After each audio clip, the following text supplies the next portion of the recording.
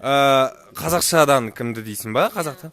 Қазақша рэп тыңдаған. Иә, рэп тыңдадым. Қазақша ол Гаспар, ДМХ, сосын жаңағы өзіміздің сүйікті Гетто Догс, Ашқазақ дегендерді тыңдап өстім.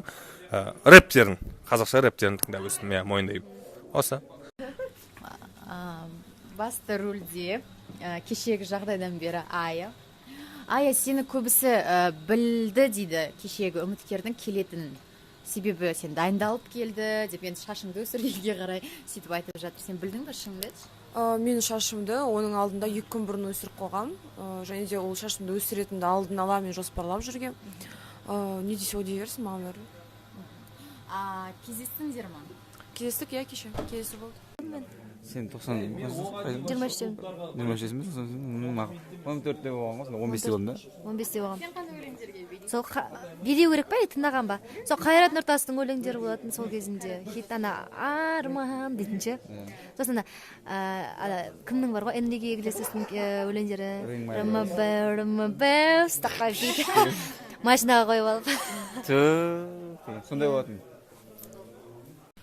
Менің ойымша, басқа елге тұрмысқа шығуға ол ешқандай жаман нәрсе емес.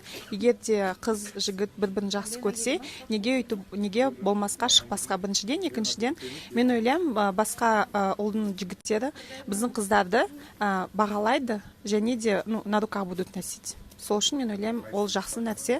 Егер де шынымен чувство есть, если сезім бар болса, неге болмасқа? Сәлем достар, қайырлы күн. Бүгін эфирда бізді Жанболат қызымен кеп қуантты. Осындай бір әдемі шоколадты әкеп берді. Көп сөйлейтін ұнатады неге Жанболат.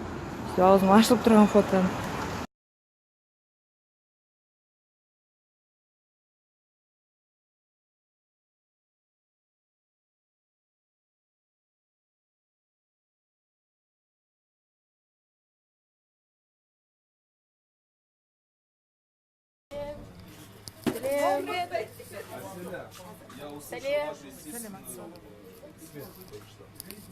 Какой был?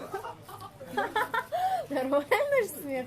Пиарщица таңатта келіп алдың ба? Сүргенсің. Какой-то әлем толқын. Қалай ойлайсың, кеше мысалы келді Кореядан арнайы Ая үшін? Негізі әркімнің өз өмірі бар, енді оны мен айта алмаймын, ол мен бола ма болмай ма.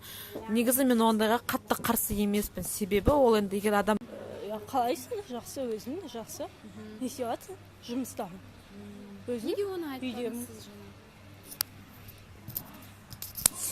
Айту керек еді. Көңіліңізді түсірмеңіз.